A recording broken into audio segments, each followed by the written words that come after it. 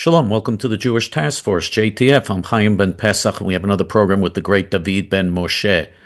On this week's program, we're going to tell you the real story behind the signal text change scandal, in which they're trying to get the Secretary of Defense fired and the National Security Advisor fired, and making a huge scandal out of the fact that a self-hating Jewish reporter got into a conversation between security officials and the Vice President and the Secretary of Defense. He got into the conversation. We're going to tell you the whole story. It's a big scandal that they're trying to make out of it, and we're going to give you the real truth behind it. So this is important that you know the real truth so that you'll be able to at least spread the word and that you'll know what's really going on here. But before we do that, this program is dedicated to a refuah shlema, complete recovery, for Ashedina bat Violet, Shlomo ben Sarah, Ruth bat Sarah, Dorit bat Sarah, and Ruven ben Shoshana, and to Ilui Neshamot, elevating of the souls, for Sharon Mitman, Malka bat Meir, Allegra bat Shlomo, Daniel Nankin, Victor Chazdai, Pesach, Ze'eb ben Dov, Lunita Adler, Shifra Hoffman, Ruven Hoffman, Barry Hoffman, Rab Mir Kahana, Rab Binyamin Kahana, Tzipora Fegi bat Liba, Yosef ben Meir, Robert Mittman, Dennis Shore, Helen Friedman, Charles Zolat, and Yair Levine. If you've been paying attention to the news in the past few days, there's this huge scandal supposedly brewing that the news media, the left-wing Bolshevik news media, is creating, and that the Democrats and all the other people on the left are pushing. And the scandal is that there was a discussion that took place on the issue of what to do about the Houthi terrorists, the Houthi Muslim terrorists in Yemen, who are bombing shipping. That they're bombing shipping, and they're preventing shipping from going through the Suez Canal. And the United States has been bombing them, and they've also been, the Houthi terrorists have also been firing missiles on Israel, so the Israeli Air Force has bombed them as well. And so there was a discussion among national security officials what to do about this problem and what action is going to be taken, and they wanted to discuss it. And somehow, this self-hating Jew, Jeffrey Goldberg, may his name and memory be obliterated, may the name of the wicked rot. Wait till you hear about this character. This self-hating Jew, Jeffrey Goldberg, got in on the conversation as if he was part of the national security staff.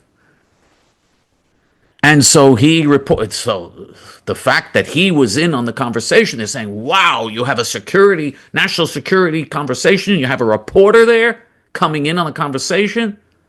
Oh, how irresponsible. Oh, how sloppy. Oh, how scandalous. Oh, how pathetic. You should all resign. That's what the media is saying. Okay. So that's the story from the standpoint of the Bolshevik news media. First of all, let's understand something. The Trump administration has said that there was no classified information during this discussion that took place. If there was no classified information, this is not a serious breach. And by the way, the things they were discussing at the meeting, because Jeffrey Goldberg, the self-hating Jew, he revealed everything that was at the meeting. He published all of it. He's the editor-in-chief of a left-wing piece of garbage site called The Atlantic. Vicious Jew-hating, America-hating scum site called The Atlantic. And this lowlife Judenrat Capo, he published everything that was discussed at the meeting. He published it, all of it. And everything he discussed, I could have told you everything that was discussed at the meeting before they even had the meeting. I could have told you all that. There's nothing there that's revealed that's a surprise. That the United States wants to take action against the Houthi terrorists in Yemen? That's a big revelation? Or that the United States plans to bomb targets in Yemen? This is something that President Trump and the whole administration have warned about all the time. And by the way, President Biden, even senile President Biden, used to warn the Houthis all the time and bombed the Houthis in Yemen. This is not something new. It's not something revealing. There was nothing revealed there that was fantastic or amazing. Even though, and then they even said, oh, a building was taken down, but they didn't say which building. They didn't say exactly what. And again, what, this is some big surprise?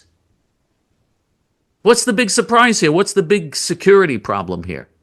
So if no classified information was released, and if it was not really that serious, because it was not the information, again, the information at that meeting, I could have told you all that information a month ago. A month before they had the meeting, I could have told you that that's what they were going to do.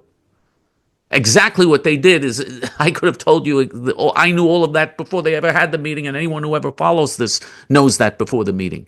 So there was nothing there that was revealed that was really of any significance or that could impair national security. Baloney, none of it. But if there was anything that was classified there, which there wasn't, but if there was anything that was classified information there, and it was very sensitive information, which is what the media is claiming now, then Jeffrey Goldberg should be indicted for publicizing classified information. Why isn't he being indicted? And for endangering he's releasing sensitive information and publishing it in his scum website, scum media website. I mean, he's publishing all this and it's sensitive information. So why isn't he being indicted? How come nobody even asked that question? How come the Trump Justice Department that has been politicized isn't prosecuting him, isn't indicting him? I think it should be a very serious indictment if this is true. If it's really classified or if it's really something very serious, that's a very serious crime. So it's very obvious that something here is not right. First, let's understand who's involved here. They want to fire as a result of this and smear Defense Secretary Pete Hegseth and National Security Advisor Mike Waltz. Now, you know there are people in the Trump administration that we don't like, that I think were bad picks. I think J.D. Vance, the vice president, is not a good pick. I don't like J.D. Vance. But Pete Hegseth and Mike Waltz happen to be two of the very good picks. They are very good people who should not be fired. They're the type of people who will do good things for the United States, for Israel, and for the world. They are good picks, and that's why the media is going after them. Pete Hegseth is an evangelical Christian who says that the Jews should build the Holy Temple again in Jerusalem, and is very pro-Israel, always is very pro-Israel. He is an excellent Secretary of Defense. And he wants to eliminate waste and fraud in the Pentagon. I mean, he's a good Secretary of Defense. And eliminate affirmative action and DEI programs and politically correct things that have destroyed America's military. He wants to change all of that. He's a good Secretary of Defense. He was a very good pick. And the media wants him out, of course. Mike Waltz, he was a congressman, excellent congressman, and he's a very good national security advisor. He should not be touched. He's also, by the way, very pro-Israel. And he should not be touched. Those are two of Trump's very good picks. And that's who they want to get rid of. And against them is this capo, Judenrat capo. The Judenrat and the capos were the self-hating Jews, the Jewish traitors that collaborated with the Nazis during the Holocaust sometimes to save their own skin, sometimes because they were just scum. That's the Judenrat and the capos during the Holocaust. And Jeffrey Goldberg is in our generation is the equivalent of a Judenrat capo Jew who works to destroy Israel and works to destroy his own people, has obsessed with trying to destroy Israel, also obsessed with trying to destroy America with his left-wing policies. Who is Jeffrey Goldberg? Jeffrey Goldberg made Aliyah. He immigrated to Israel when he was a teenager. He was an American Jew, but he decided to immigrate to Israel.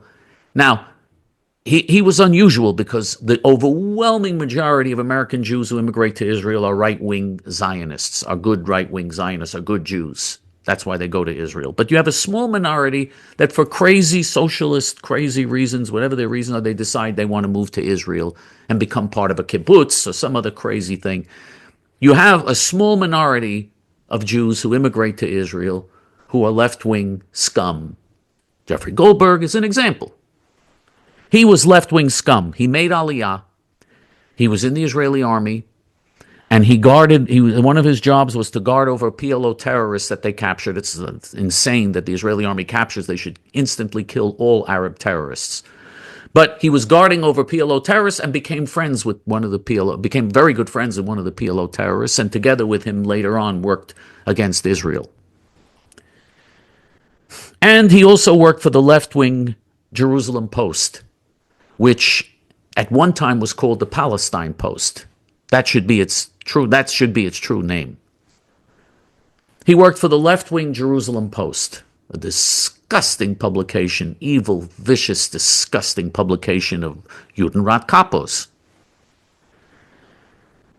And then he decided that he wanted to give up his Israeli citizenship because it didn't work out for him. He didn't want to be an Israeli citizen, and came back to the United States to work for the viciously anti-Semitic Washington Nazi Post. Now, the Washington Post, which is like the New York Nazi Times, the Washington Nazi Post or New York Nazi Times, why do I call them Nazis? They do everything they can to help the Arab Muslim Nazis destroy Israel. And they know that would lead to a Holocaust, and they're trying to promote the new Holocaust. They are the protagonists for the new genocide and the new Holocaust against the Jewish people. The Washington Post, the New York Nazi Times, the Washington Nazi Post, these are publications. They used to be newspapers. Now nobody buys those rags. But they used to be newspapers. Now they have websites, unfortunately, with millions of people, millions of left-wing idiots still go to their websites. But they have websites where they relentlessly work to destroy Israel and also to undermine America. And he went to work for the anti-Semitic Washington Post, then went to work for another vicious magazine, New York Magazine. I have a lot of experience with them. They did articles on me and on the show that I had on television. Oh, what vicious. I mean, this New York Magazine, what a bunch of low-life, self-hating Jews. And then he worked for another magazine that sounds similar called New Yorker. There's one called New York, there's one called New Yorker. No difference. And New Yorker, by the way, a magazine that also did an article on me, vicious article attacking me and smearing me, and articles attacking Rabbi Kahana, smearing us, but also against Israel. And New Yorker, by the way, really, they really made history, because 30 years ago, when nobody was talking about this, they were already talking about how men are women and women are men, and there's no such thing, and there's not just two sexes. They were already having articles like that 30 years ago, even. New Yorker magazine. That's the type of magazine it is. It's not even a magazine anymore. I don't think that they sell copies. I think it's all online, and I don't even know if they still have many people that go to them. But he worked for them too. In other words, everyone he worked for has one thing in common. All left-wing scum, all want to destroy Israel. It's funny that they talk about many genders, not just two. Yet when they look at fish, it's either a male or a female. When they look at the animal kingdom, it's either a male or a female. When they go back to prehistoric times and they try to determine that these bones belong to a male or female, not some third, fourth, or fifth gender. So I don't know where these genders come from. This is a mental problem, and they're forcing us to accept it. They have no problem identifying genders when they discriminate against males when it comes to hiring at companies, or when it comes to promoting them at companies, or when it comes to admitting them to universities or colleges. Then they have no problem. Then they know how to identify a male. That's the one you discriminate against. That they're able to do very, very easily. They don't have any problem then. In any event, not that white women also, women who are white also have a problem, and women who are Asian also have a problem. They don't like Asians. They don't like Jews. They don't like whites. They don't like men. That's part of their policy. But anyway, this low-life scum, Jeffrey Goldberg, worked for every left-wing vile media outlet you can think of, and has spent his life promoting everything against Israel. The things he said about Israel, the way he writes and speaks about Israel. I mean, so vicious, so filled with hatred that really, he's like a spokesman for Hamas or for Fatah or for anyone, and for Al Qaeda. He's like a spokesman for them. When it comes to Israel, he wants to do everything he can to undermine Israel's battle to survive and to enable the Arab Muslims to overrun Israel and destroy the Jewish people. That's Jeffrey Goldberg. But isn't it amazing now that the whole media has jumped on this story and made this the number one story in the news past few days? This has become the big scandal. And of course, the Washington establishment Republicans are all saying, oh, yes, this is embarrassing. This was terrible. Oh, this is so, all the Washington Country Club Republicans, who never were happy with Donald Trump getting elected and never were happy. I mean, the only thing they were happy when Bush was in the White House. They liked the Bushes. Bush the father, Bush the son, and Bush the unholy ghost. They liked the Bushes. Or as they used to say, that Bush the first, Bush the first, Bush the second. And as Yosef Ben Meir, a blessed memory, used to say when he was on our program, oh, I hope it's the last Bush. I hope this is Bush the last.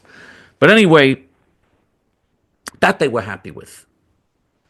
But the establishment Republicans, they were also, they're getting jittery about it. This is such a joke. What a joke. And they're worried about national security? All these establishment politicians and media Bolsheviks, they're worried about national security. This endangers our national security. This is from the same people who spent 3.5 years telling us that it was good for national security to have Joe Biden with the nuclear codes.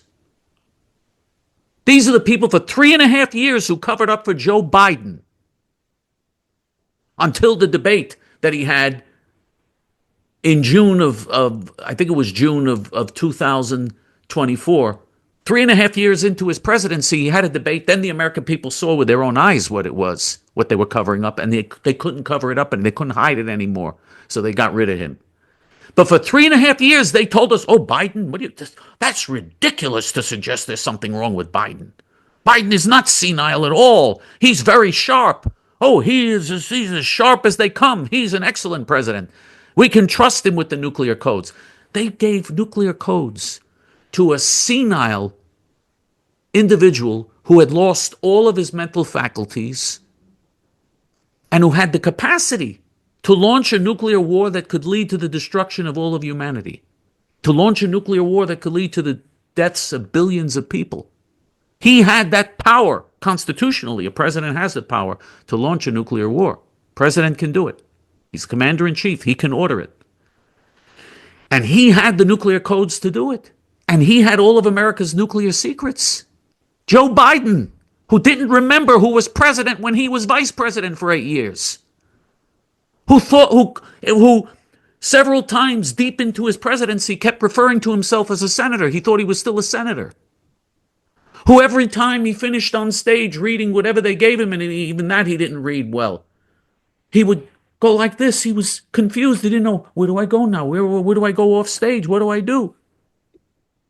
He was given the nuclear codes. And these same people who defended that and who attacked these crazy right-wing Republicans who are constantly saying that Joe Biden is not, that's a terrible smear. Joe Biden is very competent as president.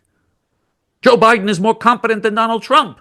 He's more mentally competent than Donald Trump. This is what they were saying for 3.5 years while he was president. This is what they said to get him elected to the presidency. And of course, into his presidency, he got worse and worse. He deteriorated more and more. And he was falling. You remember, he was falling all over the place. I mean, it was unbelievable. And they were defending him the whole time. These are the people who worried about national security? I mean, what, are you kidding me? How stupid can people be to believe anything these lying, hypocritical traitors say? They're traitors. They're frauds and liars. They're the scum of the earth.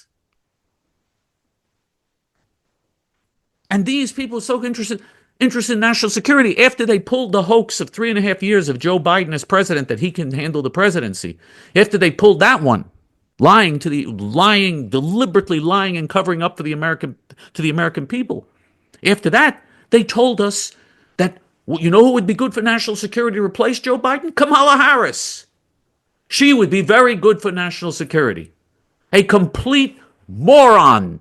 She is a moron. Joe Biden at least had an excuse. He's suffering from dementia. There was no excuse for Kamala Harris. Well, she wasn't suffering from dementia. She was just suffering from retardation. Right. And she, and they said that she would be a good person. And these, by the way, the people who are interested in national security, 20 million people stampeding across the border during the Biden-Harris administration. That was good for national security. Having an open border with 20 million people stampeding across the border, including who knows how many terrorists, drug smugglers, gang leaders, murderers, rapists. That's good for national security. And now many of these same people who are talking about, well, this is terrible for national security, their candidate for president in 2028, they have a candidate for president in 2028 who's also speaking about what a breach of national security this is. Their candidate for president who's going to restore national security for America is AOC. She's going to restore national security for America. By the way, Kamala Harris is a genius compared to AOC. Joe Biden, in the height of his senility, is a genius compared to AOC, who is a communist and a vicious Jew-hating Bolshevik lowlife beast who has literally called for the destruction of Israel. She said she's against Zionism, which means the existence of a Jewish state, and has called for the destruction of Israel and goes to demonstrations from the river to the sea. They want her to be president of the United States. The people who are worried about national security, they want to put her in the White House. She was a barmaid. That was the only job she ever held in her life. She worked in a bar. And who knows what favor she had to do for people to keep that job. She was a barmaid. And then she became a congresswoman because the media promoted her, and her organization is called the Democratic Socialists of America. She's part of the Democratic Socialists of America, an organization, by the way, that openly calls for Israel's destruction, that supported the Hamas attacks of October 7th, and openly calls for Israel's destruction. And she's part of that organization. She's part of the BDS movement. She's part of the movement to boycott everything in Israel. Anything that's Israeli or Jewish, she wants to boycott, just like the Nazis did in the 1930s. 1930s, the Nazis went to all the Jewish stores and put swastikas on their stores and big Jewish stars saying, this is boycotting Juden, you have to boycott the Juden. This is the same thing they're doing now to Israel. Same Nazi boycott tactics. And AOC is part of that. She is their candidate for president for national security. By the way, polls show that she's considered to be a serious candidate for the Democrat nomination for president in 2028. They took a poll. They asked Democrats who best represents the spirit of the Democratic Party. And in the poll, AOC came out on top. They said she represents the true spirit of the party. I agree. I think she does represent the spirit of the Democrat Party. I think they should change the name of the Democrat Party to the Communist Party. At least let's have truth in packaging here. But anyway, these are the people worried about national security. Now, I hope that Donald Trump is not going to give in to this and not fall for this. Unfortunately, Donald Trump is not very loyal to some people who are loyal to him sometimes. He has not been the most loyal person over the years. He will stab people in the back or put them under the bus when he decides that if he thinks it's not good for him personally. He has done that to people. I hope that he's not going to do that in this case. These two people that he appointed are very good appointees, and they will do a good job in his administration. The Secretary of Defense, Pete Hegseth, and the National Security Advisor, Mike Waltz, are two excellent appointees, and they should not be touched. They should remain. By the way, they would be good as president also. They would be good they would even be good in the office of the presidency. A lot better than J.D. Waltz. They would do a good job. They may resign on their own if the media puts tremendous pressure on. It may not even be Trump that has to ask them to step down. They may do it on their own because the cabinet and all the assistant this and deputy that one of their first jobs is to protect the president. I hope that doesn't have. The media is putting tremendous pressure on them, and the Democrats are all. Schmuck Schumer is calling on them to resign. They should resign immediately. They're very bad for national security. I mean, can you? I don't understand American Jews who have given tens of millions of dollars to Schmuck Schumer's campaigns for president and his campaigns for. This is what you're proud of? This is what you're proud of? I mean, I just can't understand. Instead of helping the heroic Hilltop youth, who are brave, noble, idealistic, wonderful Jews, you help this vermin, Schmuck Schumer. Mike Bloomberg, he's another one with the voice. Hello, my name is Mike Bloomberg. Another one. I mean, it's just, it's really beyond the pale. And so this is what we're faced with, and I just wanted to give you, I just have been so angry over this, watching this, this injustice that's taking place that I felt I had to speak about it on the program this week. There is one thing we could do to aggravate people like Jeffrey Goldberg and the other self-hating Jews and the other beasts in the media. There's something you could do if you really want to get back at them. If there's one group that these Israel-hating, self-hating Jews can't stand, it's the Hilltop youth. Oh, that is the ultimate group that they detest.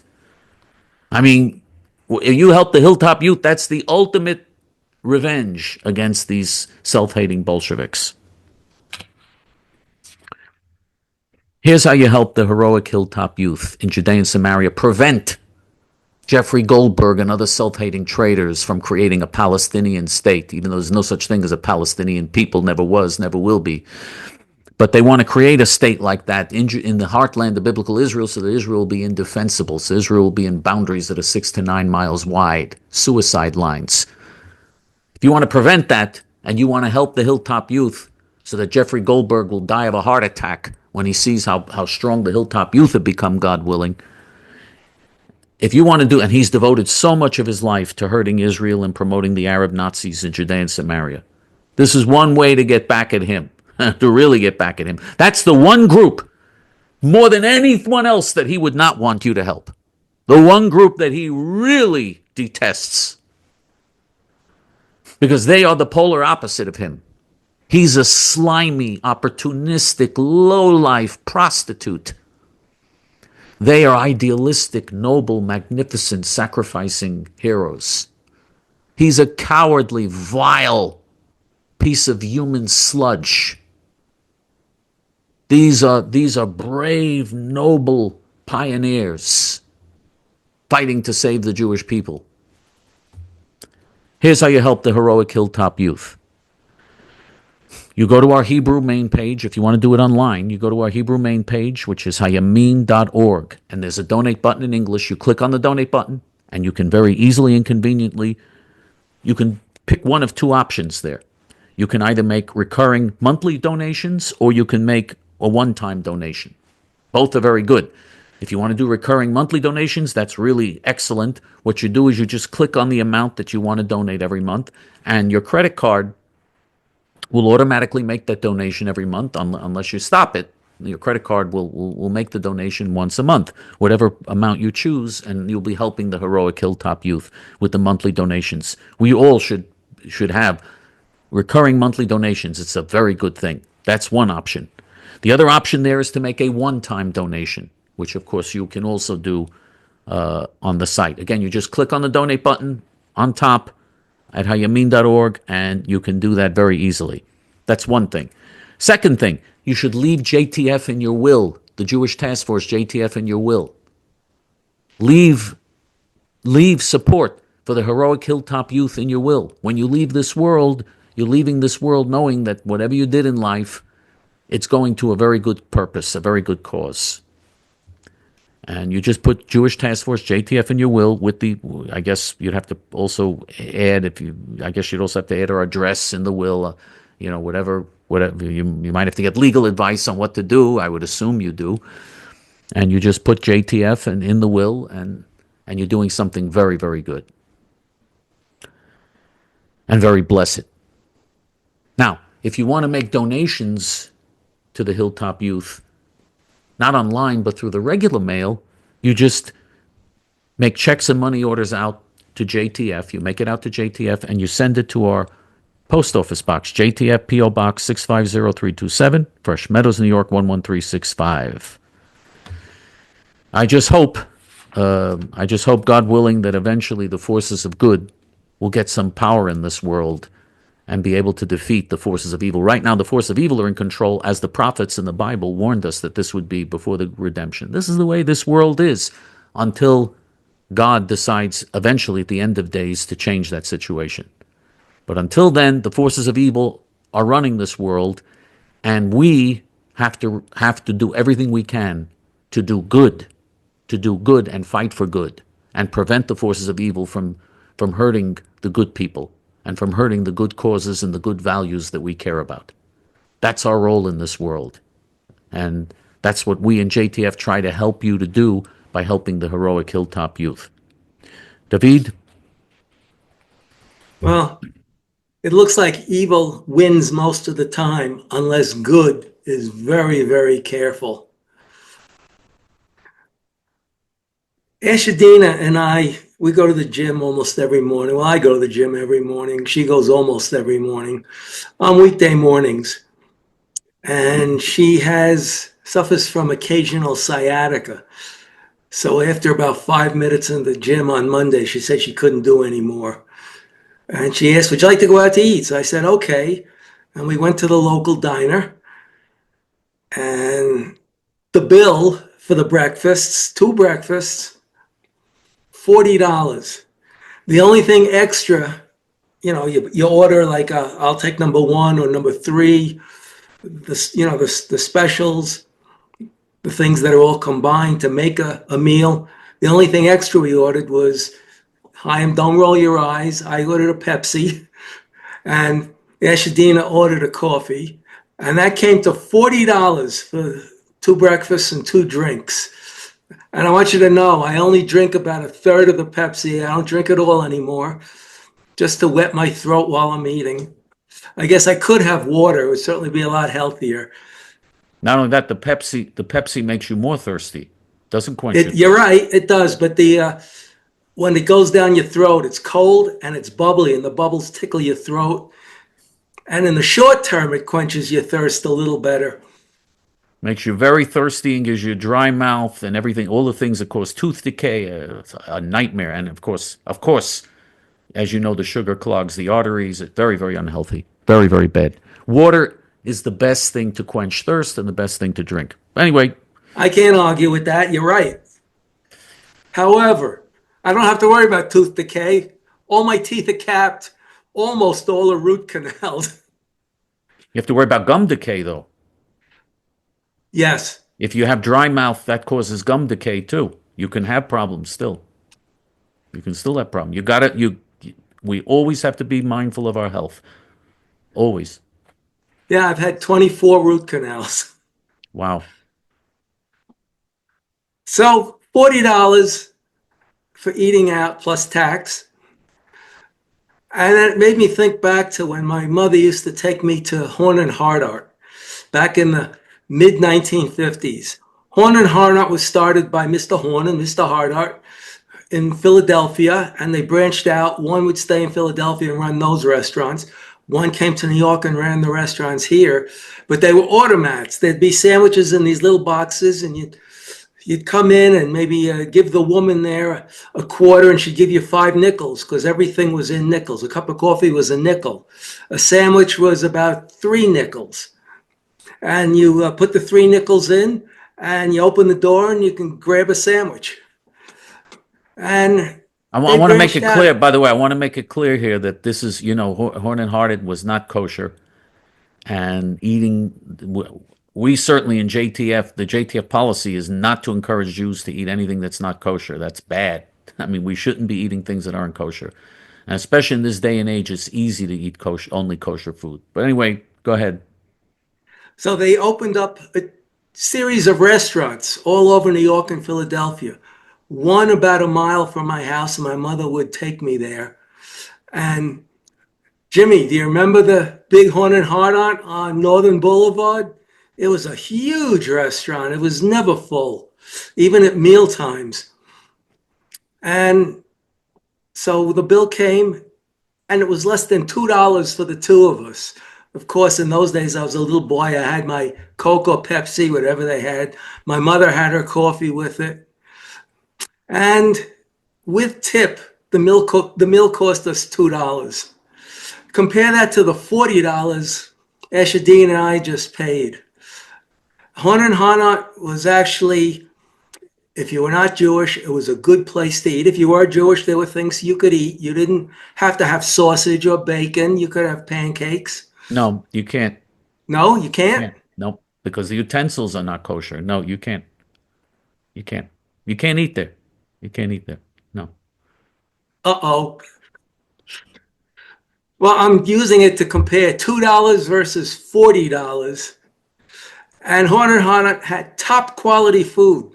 And even in the late 60s and 70s, when things started to deteriorate all over the country, but especially in New York City, Horn and Hanat was actually losing a little money, and their advisors told them to stop this bleeding of money. And bums used to come into the automat and sit there and get out of the cold and just sit there all day, and as long as it was open. I think it was open 24 hours a day. And I used to work catty corner to that automat in the Chrysler building. So they were told, you're going to have to lower the quality of the food or raise your prices. And Horn and Hanat refused to do either, especially lower the quality of the food, because they were known for top quality and they didn't want their brand to go downhill. Unfortunately, they couldn't afford to keep that quality. They couldn't afford to keep the prices, and they went out of business rather than make the change. Well, anyway, the point is $2 versus $40. And that's what our government, this is what our leaders have done to us. We didn't do this. Our leaders have done this. So now when you say I earn $100,000 a year and say you bring home 60 after taxes, how much does everything cost? Is your purchasing power any greater? Because in the 50s, most families had one income earner and they were able to send their children to college on that. They had usually one car. Some had two. Little richer families had two cars, but that was it. Everybody in the family didn't own a car. But the thing is, one income earner was enough. A newspaper went from 2 cents to a nickel in the 50s. Stamps were 3 cents. Chaim, do you remember that with the Statue of Liberty, the purple stamp? 3 cents. And now you want a stamp, it's 46 cents. You want to buy a newspaper, they're about $1.60, $1.70, maybe more, I don't know. $2.50. In New York, $2.50. Oh, here I think I saw the local paper for $1.50 and the statewide paper for $1.79. So your purchasing power has actually gone down. You need two income earners now to make ends meet. Hopefully you have a really good job and you can do a little better than just make ends meet. But most people in America have less than $1,200 in the bank and they're living paycheck to paycheck. We didn't live like that in the 50s. When I was a little boy, and not in the 50s, but, well, I was a little boy in the 50s also, but even in the early 60s, our heating bill, the heating bill was like $10 or $15 a month. Even in the winter, you pay $15 a month for heating. And we had electric and gas heat from the same company, Con Edison, which was a real con job. And I remember in the winter, our bill was $26. Okay. Our bill was like $15 a month. Okay. And now one person, I'm all by myself, just one person, one old man, just by myself in the winter, and I really don't use a lot. And my bill is like $350 a month on average. $350 a month. What crooks. $350 a month. I mean, just it went from $15 to $350. Unbelievable.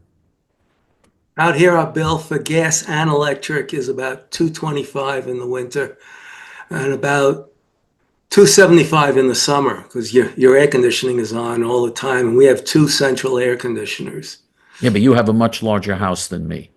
Right. And Right. so that you can't compare. And I mean, my house is much smaller, but still, I mean, it's just unbelievable. And here in the winter, you have to have some heat in the winter. You know, it's in the 20s and in the teens.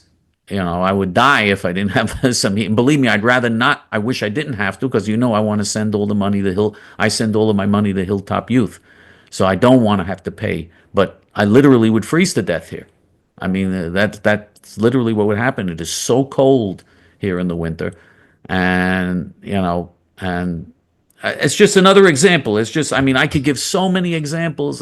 Even the price of houses in the United States, and just price of housing in New York. New York is such a disgusting, ugly, decrepit, crime-ridden, communist city, the People's Republic of New York, a hideous place to live, and houses here are $800,000, $900,000, $1 million for dumps, for places that you wouldn't want for free, dumps.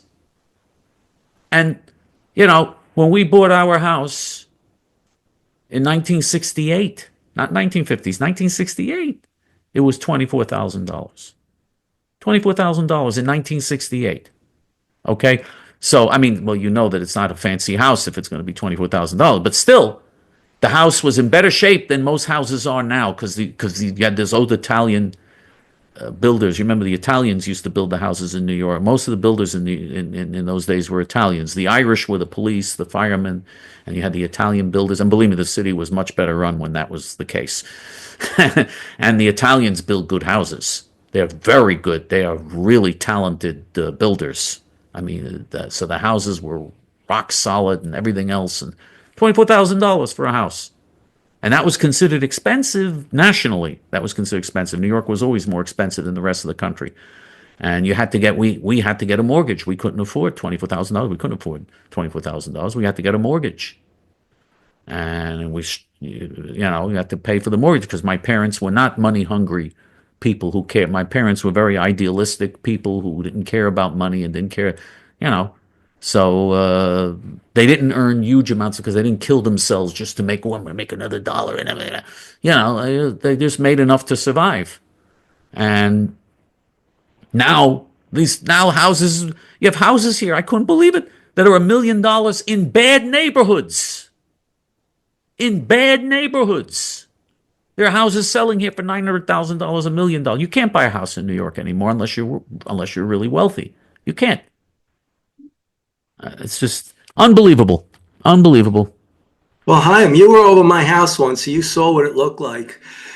That house was built in 1947. My parents moved in, bought it brand new. It was $16,000. And in 2009, at the height of the recession around the country, we sold it for well over $600,000. And before Biden came in and turned the country into a dump, the other houses, there were 5 all exactly the same. The other houses sold for $1,250,000. We came out here and bought a house more than twice the size, on more than twice the land, and we paid $281,500 for it. Today, that house is worth $750 because of all the Californians fleeing and coming here. The price just skyrocketed in the last couple of years. I saw. Well, you had a nice house, though. You had a really nice house. It was a cozy, nice California ranch. It was a nice house. Believe me, it was a nice house. But still, I'm not saying it was a palace, but it was a nice middle class or upper middle class house. It was nice. And, my house isn't even nice. It's an old dump. I mean, it's just, and try and sell it. Nobody has the money to buy it. Yeah, but you have a functional basement, a finished basement, which you are sitting in now. Very fancy. Very fancy finished basement. Wow. Yeah. Wonderful. Okay, Meanwhile, anyway, go ahead. In America, this restaurant had ladies' night where women got drinks for like half price or a quarter the price. And another woman came in, a feminist, who was really bothered by this, and she sued the place. And she won. Where was this? In your town? No, this is somewhere in the United States. Oh, okay. All right.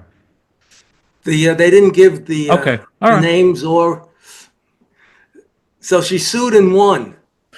And the restaurant has to pay her a lot of money because they were trying to bring a lot of women in. And it's nice if you're going to buy drinks and they're only half the price or whatever they give for ladies' night. I don't see it as much anymore. But this feminist sued and won, and the place had to close up. They couldn't afford to pay her. The reason they do that is because they want to attract men to the restaurant. That's why they do it. They want women there because they want men to come and say, "Oh, yeah, I'm going to find a woman here." That here." makes sense. Yeah. Yeah, that's why they do it. So now this place is out of business. How many people did they have to put out of work, all because of this feminist Nazi? Meanwhile, in England, a black nurse, and they all speak either with a Caribbean accent or a thick British accent. Now, I worked for Big Oil, and when my first trip to London for business, and I got lost in the British building. I was on the wrong floor, and I couldn't find the right department. I walked in, and there's a black woman sitting there, and I expected her to speak like American blacks. She had this sophisticated English accent, and she knew right away where I wanted to go. But anyway, so a black nurse in England calls this 6-foot-tall transgender woman, sir. And then because of that, the 6-foot-tall he, she, man, woman called her the N-word 3 times. But it was the nurse that was investigated by the NHS. That's the health organization. That's like our CDC in England, as she's a threat to society. So as much as everybody tries to do, every country, Western country tries to do for blacks, you're no longer the top priority. It's now people with mental conditions who think if they're a man, they're a woman, and if they're a woman, they think they're a man. And you have to go along with it or else. Donald Trump speaks about making Canada the 51st state, which I'm opposed to. I'm in favor. Greenland is a good idea, but Canada I'm against. I'll tell you why. Canada is just like Europe, the same mentality as the Europeans. Canadians are left-wing. Most Canadians are left-wing. Even though it's mostly white, they're left-wing. They vote, even their so-called conservative politicians are like the so-called conservatives in Europe. They're phonies. They're leftists. They're Bushies.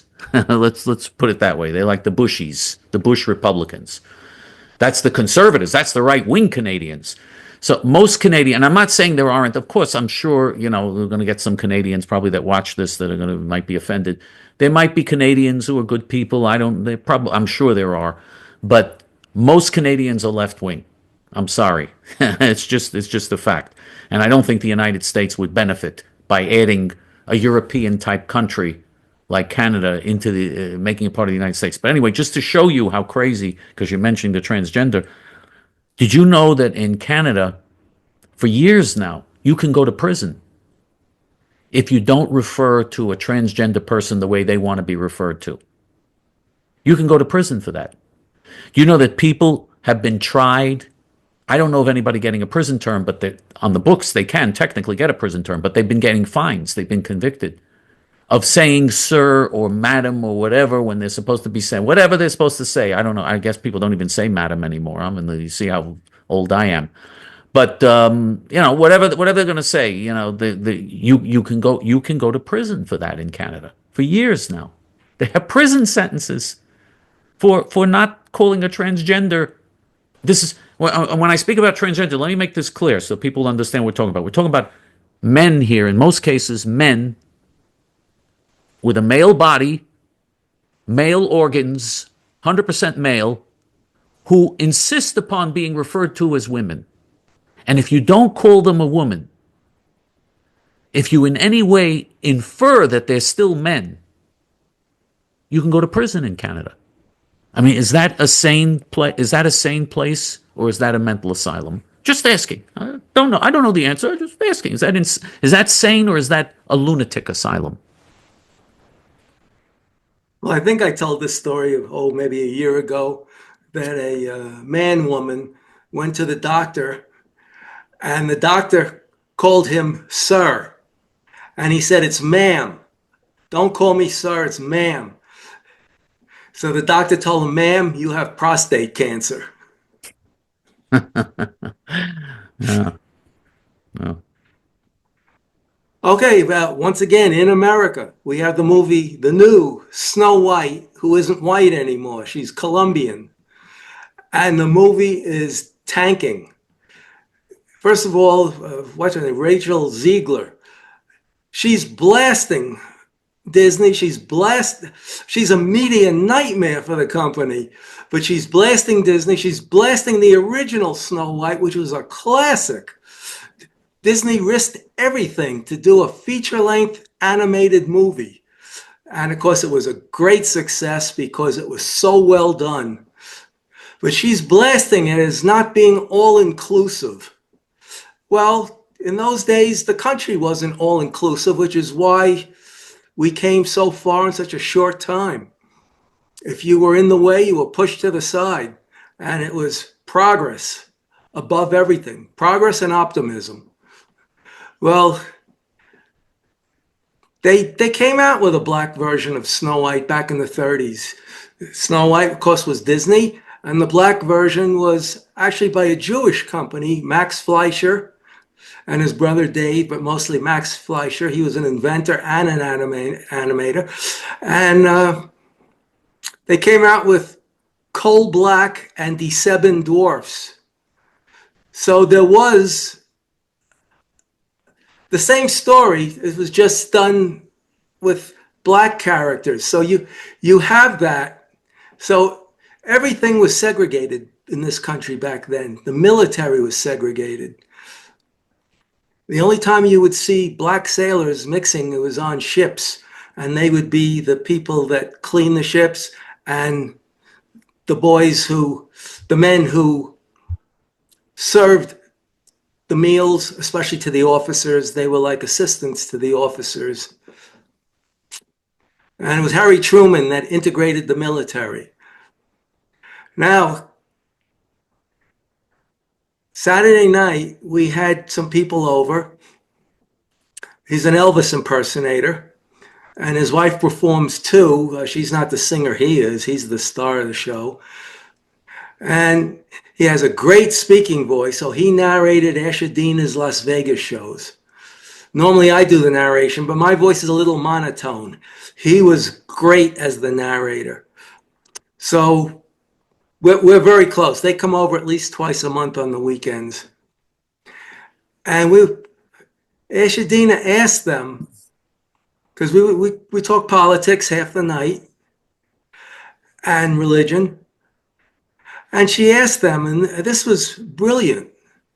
She says, who do you see if you want to learn about a specific religion? Say you want to learn a lot about Catholicism. Who are you going to talk to? Well, they're a priest, Catholic scholars, people that attend church every week would be a good starting point. If you want to learn about Presbyterian, how did it start? You're going to go see ministers or Presbyterian scholars or Protestant scholars or born-again Christians. You would go see their church leaders or people that come there regularly. You would ask them all about it. Why is it, if you want to know about Judaism, most people go to Jew haters to find out about Judaism? And they pick up this stuff that's on the internet that isn't true at all. I know it when it's not true. And they say the Talmud contains these quotes. And we asked the rabbi, we didn't ask him, does it really say this? We asked him, we gave him the passage numbers and the books, and he had to get back to us a week later. And it said nothing like what was written. It was like totally different subjects. But that's out there. And a lot of people who want to know about Judaism go to those sites, and they're getting the worst information and the most made up information possible. So Ashadina asks, why is it people go to Jew haters to get information on Judaism? It's the only religion they do that to. She asked, if you want to know about Buddhism, who would you go to? And you don't go to somebody who's anti-Buddhist, but they do that with Jews. And that refers back to what you were talking about last week about why are the Jews so hated? In New Zealand, a righteous Gentile was screaming at these pro-Palestinian, some of them were Arabs, Muslims, many of them were just fools who were being used, useful idiots. And I thought he was going to attack them, but the video cut off. He was furious at them, screaming at them, anti-Semites, and that these Muslims talking to the useful idiots, these Muslims want to kill you almost as much. And I thought he was going to get physical, but the video cut off. I don't know what happened from that point on. It was sent to me by, I don't know who, on my Facebook. I have 2,000 friends. I don't know 1,999 of them, but I see they're conservative, so I make them friends. I see they're ultra conservative. And some of them are Jews. We have some on my Facebook page. I have quite a few very right-wing Jews. One of them is a J.T.F. member.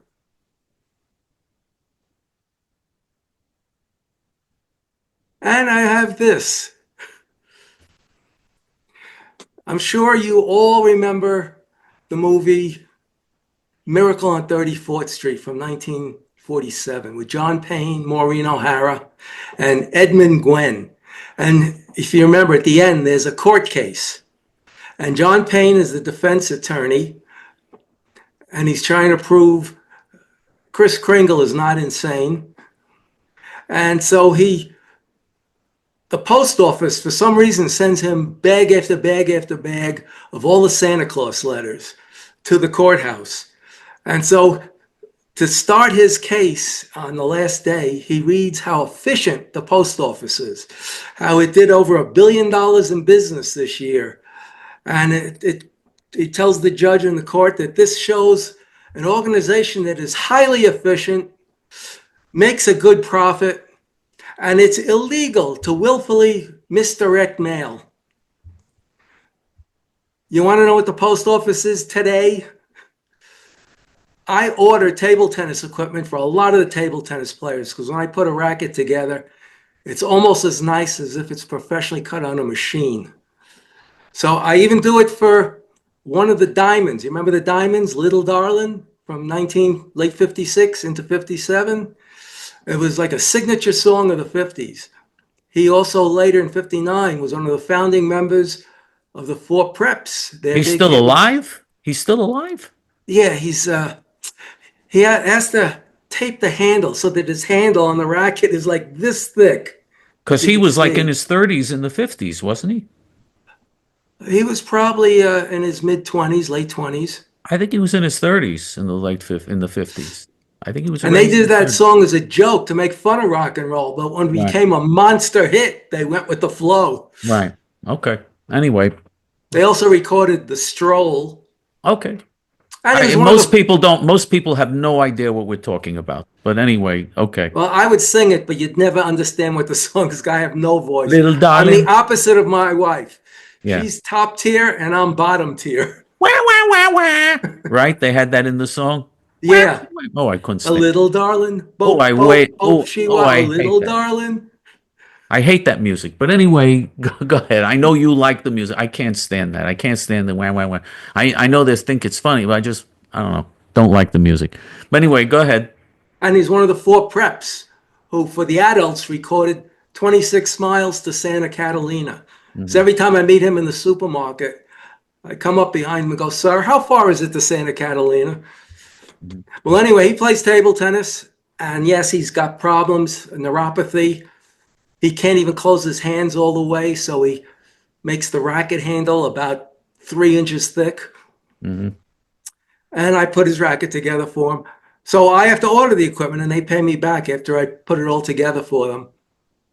And so I order a racket for somebody at our club and they send it out Saturday. I don't get it till the following Saturday. I just ordered one last week on Thursday. I still don't have it. Today's Wednesday and I still don't have it. So just to go from the Carolinas to Arizona, it's a whole week. Just a few years ago, if I ordered it on Monday, I would have it Thursday. Now here it is the week before, and one more day will be the same day a week later. And at one of the post offices in the area here, it's not my post office, but it's one of the post offices in the area here, they're supposed to be open till 6 o'clock. Those are their hours, 6 p.m. They're supposed to be open till 6 p.m. So I went there. Yeah, I went there and I said, it can't be. Why is it closed? It's 5:15 and it's closed? They decided to close it 45 minutes earlier.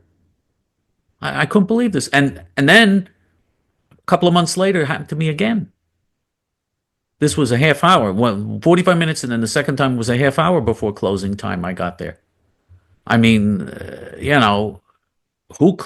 you close before closing time? You close, and then I called up the next day. I said, by the way, was it a holiday or something that I don't know, or something that they said no, and they denied that they closed. They closed. They said it was open till 6. They told me it was open till 6, and I don't want to argue with them because they'll destroy my mail. Whatever I want to send to them, even though it wasn't my post office. But still, if I do go there and send them anything, I can't argue with them because you're at their mercy. They'll destroy your mail. Oh, what a... And people say, Donald Trump wants to privatize postal service. And I don't think he's advocating that, but he should. They should. They should definitely privatize the postal service. They should fire everybody in the postal service and privatize it. And they should have hiring on merit only. That's what I would do. That will never happen. As I've said, this is just one Jew's opinion. And speaking about Jews, I have 2 subjects. I was watching this video of this righteous Egyptian woman. I don't know if she left Islam. Her head isn't covered. And was she slandering? Well, Not slander slandering. sounds like you're making something up. No, slandering is lying. Slandering is lying. Yeah, she was... Slamming. You want to say slamming. Okay, slamming. That's a good word. Okay. She was slamming the Quran and Muhammad. And she tells the story, and I'm going to make it brief. This video, I watched it 3 times already. I didn't show it to Ashadina because of her sciatica right now, but hopefully I can get her in today to watch it. And she has an accent because she's Egyptian. And she talks about Muhammad and that Muhammad saw himself as the Messiah of the Jews. So he went to Mecca, where there were some Jews and some Christians, but mostly a lot of pagans, and he tried to convince them about his religion. After 13 years, he had less than 150 followers because they saw right through him. So he went to Medina. He figured the Jews are my brothers. The Jews will love what I'm telling them, and I will be their Messiah. Medina was a Jewish city. Today, Medina means city. I think Medina used to be a Jewish word, or is a Jewish word. Medina means, in Hebrew, means state now. Okay, in Arabic, I think it means city. Could be. First of all, Arabic in Muhammad's time is not the same as Arabic today. And it's a complicated thing. I don't want to get into it, but Arabic is also different from country to country. But that's what most Arabs, by the way, most Muslims do not understand the Quran. If they try to read the Quran in the original Arabic, they don't understand what it says because their Arabic has changed. They have no idea what it's. Most Muslims have no idea what it says. So Muhammad thought the Jews are his brother. They're all going to love him. And that's why if you read the early passages in the Quran called the Meccan surahs, he calls them the people of the book and that they are our brothers. But his brothers laughed at him. They didn't want him as the Messiah because what he was preaching was insanity. He That's the told best way Jewish story because he heard parts of the Bible. He was illiterate, by the way, completely illiterate. He couldn't read or write. A scribe had to write the Quran. He was a DEI preacher. But anyway, he was completely illiterate. He would have been perfect for the post office, by the way, Muhammad. He would have been a perfect employee for the post office. And completely illiterate, and but he heard Jews. He was among Jews, so he listened and he would hear their stories of the Bible and from the Talmud. And that's why you have stories from distorted stories of the Bible and distorted stories of the Talmud in the Quran and in the Hadith. You have a lot of stories from the Talmud and from the Jewish Bible and from the Torah. But it was all distorted. And by the way, he changed all the stories. Abraham and Yitzchak, Abraham and Isaac. He wasn't going to sacrifice Isaac, Yitzchak. He was going to sacrifice Ishmael. The Arab became the guy who was the chosen one. Complete distorted and changed everything there. And so the Jews saw that they saw this was ridiculous. They said, "What are you talking about? Look over here. Look what it's written." And he couldn't read whatever. He didn't even know. He didn't know how to read. And the whole thing distorted. But the Talmudic story so obviously distorted. He said, for instance, King David lived 10,000 years ago, and that there never was a holy that there never was that King David came before Moses.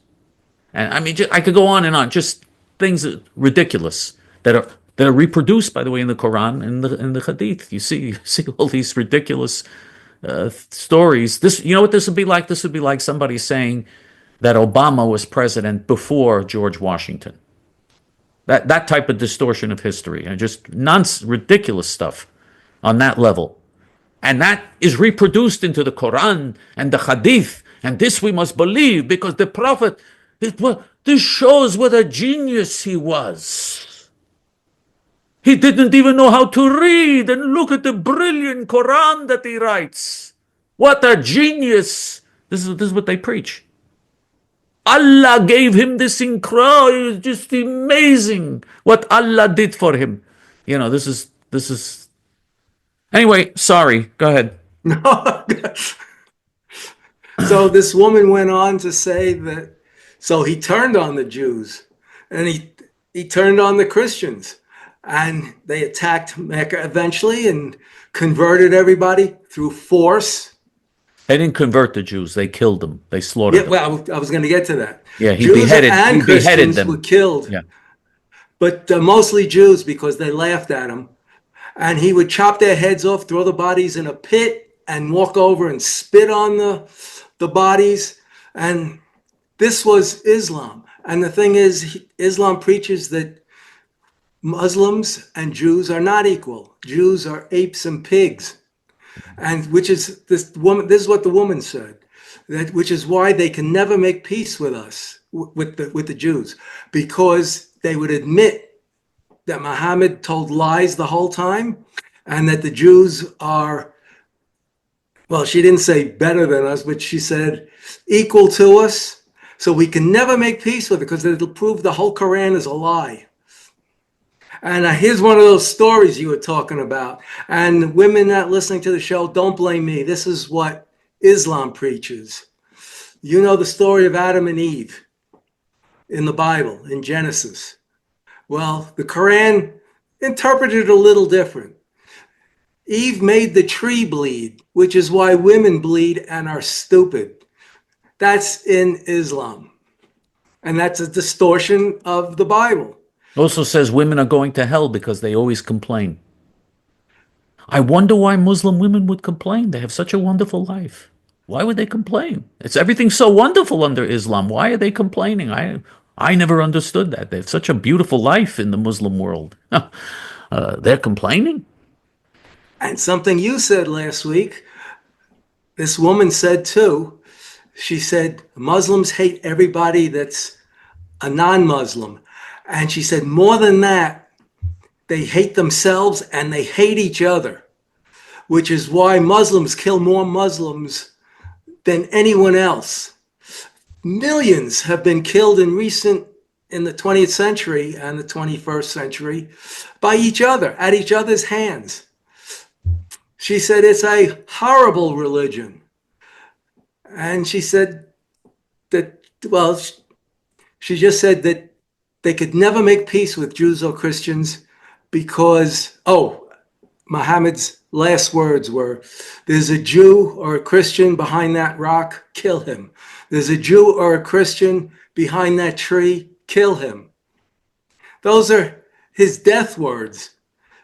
So people that follow that. It says in the end of days, the tree is going to say, there is a Jew behind me, kill him. It says in the end of days that the tree is going to speak up against the Jews. They're going to be so hated that the tree is going to speak up and say, there is a Jew behind me, kill him. So, okay. Anyway. So, by the way, Christians don't realize it, because this is why Christians should study the Quran and the Hadith. They should realize Jesus was a Muslim. No, you didn't know this? Jesus. And Moses was a Muslim. Moses was Musa. He was a Muslim. And King David, Daud, he was a Muslim. And Abraham was Ibrahim. Ibrahim, he was also Muslim. They're all Muslims. They're all Muslims. By the way, it does say the children of Israel were given the land of Israel and freed from Egypt to go to the land of Israel. The only thing is the children of Israel in the Quran are Muslims. The Jews, they're imposters. The Jews and the Christians are imposters. They come lying. This is Satan. This is what they come to lie. This is, but I don't know why the Quran wants to punish them, though, because according to Sunni Islam, 90% of the Muslims are Sunnis. According to Sunni Islam, there's no free will. There's no free will. Allah decides everything that's going to happen. So if there's no free will, why would you punish somebody for doing wrong or reward them for doing good? Why would there be reward and punishment? It's not their fault. They never had any free will. They never had the right. Oh. And the woman went on to say that if you don't have the heart to kill, well, when you're killing, your hands are not doing the killing. It's the hands of Allah that's doing the killing. Now, I never heard that before. That was the first time I heard that one. And she said they want to wipe every last vestige of Judaism out, which is why they built the great mosque on top of the wall of the temple, to be above it and to diminish it as much as possible, because they want every vestige of Judaism and Christianity wiped out. Don't forget reminds me of a story that a Jewish soldier told, a Jewish soldier who's active with our movement in Israel now.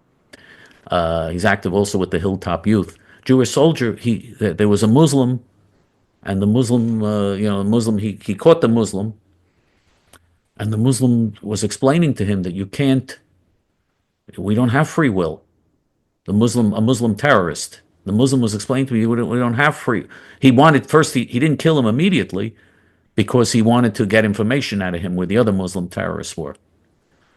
And the Muslim was telling him, we don't have free will. It's all decided in advance. So you can't blame me for killing Jews, for murdering Jews. Allah told me to murder Jews. You can't blame me. So you know what the Jewish soldier said to him? Oh, really? Then you can't blame me for blowing your brains out. Allah told me to do that too. I don't have free will. This is what my job is. Allah told me to do that. I don't have. Anyway, just a story, a true story, by the way, of something that happened in Israel. And he did blow his brains out.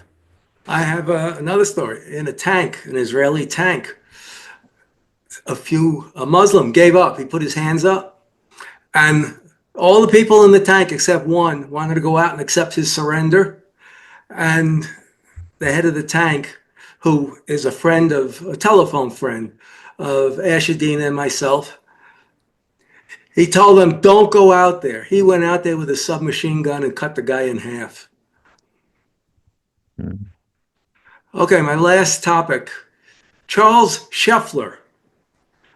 In the late 30s, his parents were put in a concentration camp. He was German Jews. And he was lucky enough to find a way out of Germany, and he came to America. And when the war started, he joined up, and he was in General Patton's army in the desert, in the North African desert. Oh, and on the way in, they're in the, I forget what you call them. They're not Higgins boats. These weren't Higgins boats, but the LSTs and whatever else you call them. They're coming ashore, and all of a sudden they stop smelling sea. And they said, well, what a horrible stench was greeting them.